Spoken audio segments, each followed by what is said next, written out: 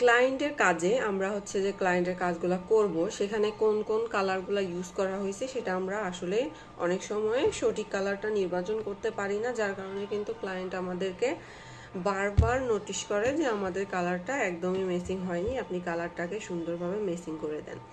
তো এক্ষেত্রে অনেকে অনেক বিভ্রান্তির মধ্যে পড়ে। তো কালারগুলো আমরা বেসিক্যালি কিভাবে সিলেক্ট করি বলতে গেলে আমিও প্রথম অবস্থায় ক্লায়েন্টের কাজের কিন্তু হচ্ছে কালারগুলা ভালোভাবে করে দিতে পারিনি। আমি কি করছি, এখানে আইড্রপার টুল নিছি, নেওয়ার পর এই কালারটা এইভাবে সিলেক্ট করছি, করার কারণে দেখা যাচ্ছে আমার হচ্ছে কালারের রেঞ্জটা ঠিক থাকে না অ্যান্ড কালারগুলা সুন্দরভাবে ম্যাচিং হয় না, যার কারণে ক্লায়েন্ট কিন্তু কাজগুলা বারবার আমাদেরকে রিভিশন করে আবার করতে দেয়।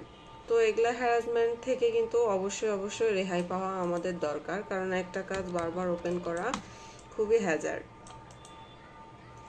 তো এখানে যে ইমেজটা দেখা যাচ্ছে, এই ইমেজটার মধ্যে আমাদের কয়টা কালার আছে সেটা আগে আমরা দেখব। এখানে হচ্ছে 1 2 3 4 5 6 7 8 9 10 11 12 13 14 15 16 17 18 19 20 21 22 23 24 25।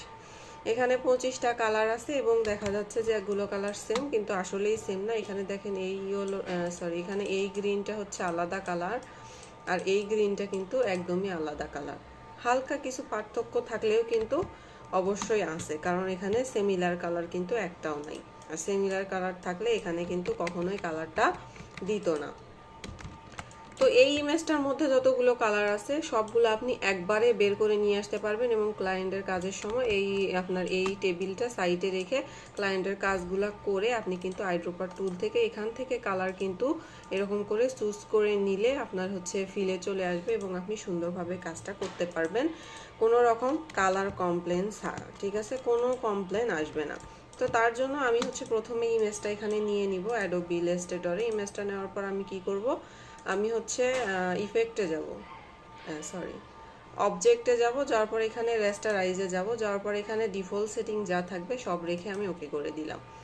আবার আমি অবজেক্টে যাব, যাওয়ার পর এখানে এই যে দেখা আছে ক্রিয়েট অবজেক্ট মোজাইক, এখানে ক্লিক করব। ক্লিক করার পরে এই যে এখানে হচ্ছে নাম্বার অফ টাইলস লেখা, এখানে ওয়েট দিব 5 এবং হাইট দিব 5। তারপর আর কোনো কিছুতে হাত দেওয়ার দরকার নাই, ওকে করলে আমাদের কালার টেবিলটা চলে আসবে। এই যে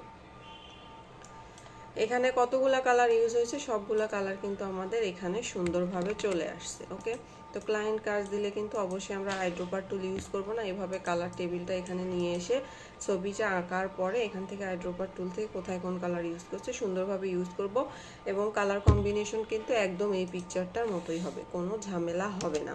ঠিক আছে, তো খুব সহজে যে কোনো ইমেজের কিন্তু কালারগুলো আপনি এইভাবে বের করে নিতে পারেন। ঠিক আছে, থ্যাংক ইউ।